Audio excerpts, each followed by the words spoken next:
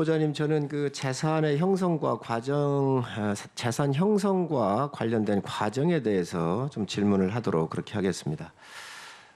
표가 안 나오나요? 표를 좀 보여주셨으면 좋겠는데, 표를 좀 띄워주시죠. 그러면 이렇게 하겠습니다. 제가 좀 저 앞에 보시면 후보자님 2014년도에 국회의원을 하시면서 총 수입액이 9,900만 원, 약 한 1억 정도가 돼요.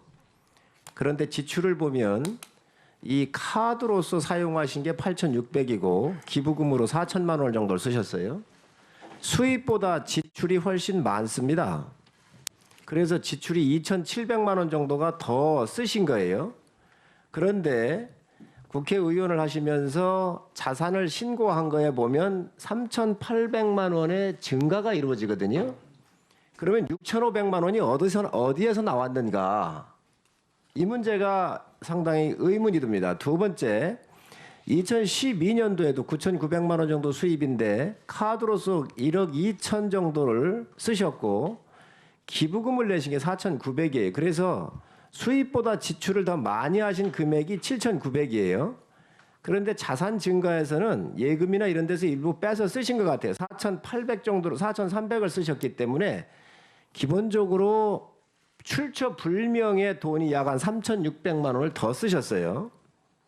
그리고 세 번째, 그리고 16년도에 보면 1억 2천 정도의 세비를 받으셨는데 수입이 있으셨는데 카드로 3,800만 원을 쓰셨고 1억 3천 정도의 기부금을 내셨어요. 그러셔가지고 아마 정치인들한테 주신 것 같아요. 그래서 수입보다 지출이 이게 1,700만 원 정도가 더 어디선가는 이 조달을 하신 거예요. 그것도 재산이 증가가 국회에 신고한 공직자 신고에 보면 자산 증가가 5,400이 늘어나셨단 말이죠. 400만 원이. 그래서 16년도에도 7,200만 원이라고는 돈이 어디에선가는 들어왔습니다. 그리고 2017년도에도 1억 5천의 수입이 있었는데 카드로 2,500, 8,500만 원의 기부금. 그래서 여기에서는 이 해에는 4,600만 원의 흑자가 있습니다. 그런데 자산 증가에 보면 1억 4천의 증가가 이루어지기 때문에 약 9,500만 원의 출처불명의 돈이 나온다는 것이지요. 이 부분 다 검증하고 나오셨습니까? 예. 그러면 제가 지금부터 묻겠습니다. 이 돈이 약 1년에 후보자님 1년에 세금 내시는 게 얼마 정도 내시죠? 소득세는 이제 기부금 같은 것은 공제를 받고요. 정치 자금을 당비를 내거나 또 후원금을 낸 경우에도 공제를 받기 때문에 그렇게 소득세를 많이 내지는 않았습니다. 자, 저한테 주어진 시간이 좀 적기 때문에요. 자, 그런데 세금으로 내신 게 16년에 2천만 원을 내셨고 17년에 4,800을 내셨고 18년에 종합소득세 포함입니다. 3천만 원 이상을 내셨어요. 자, 그러면 이 세금도 약 한 1억 정도가 되고요. 그다음에 한 달에 대개 가정에서 쓰시는 생활비가 있지 않습니까? 예. 근데 생활비는 빠져 있어요.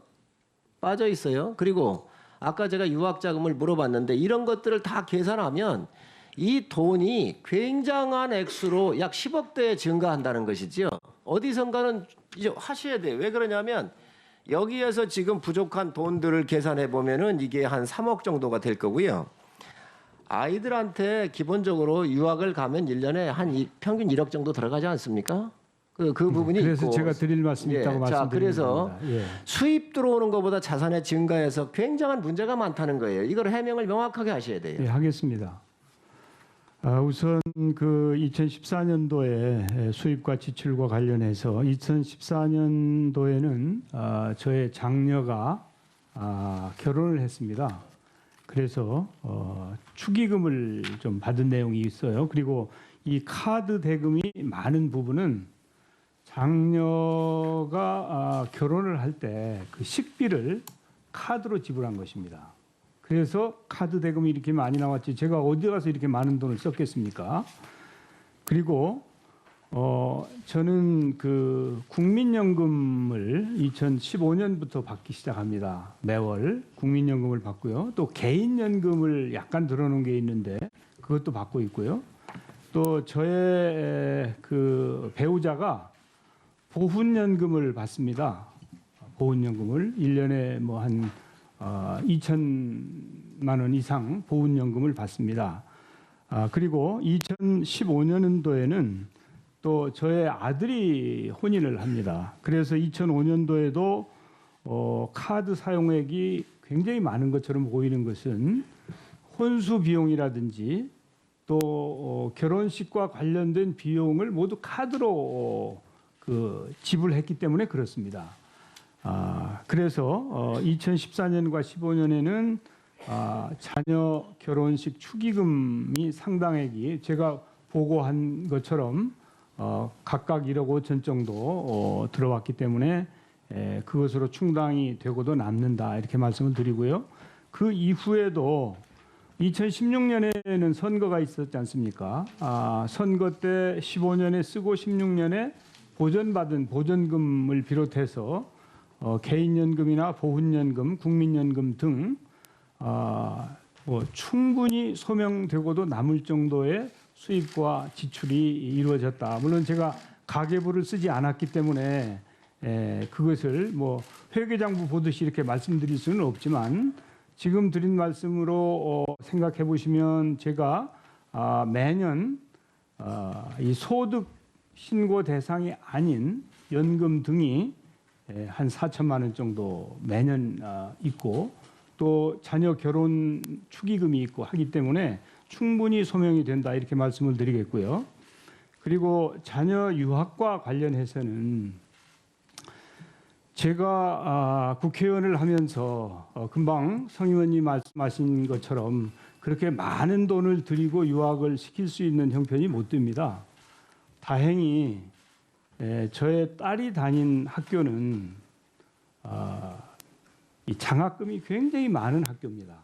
그래서 학비는 면제를 받고 생활비까지 장학금으로 조달을 했습니다. 그래서 저희 딸이 오랫동안 유학을 했는데 저희 딸에게는 제가 그 어떤 경제적인 부담도 지지 않고 이 딸이 유학을 할 수 있도록 이렇게 본인이 노력을 했다 이렇게 말씀드립니다. 그리고 본인도 석사를 하고 나서는 강사도 하고 또 다른 노력들을 통해서 이제 그 비용을 충당한 그런 노력이 있었다 이렇게 말씀드리고요.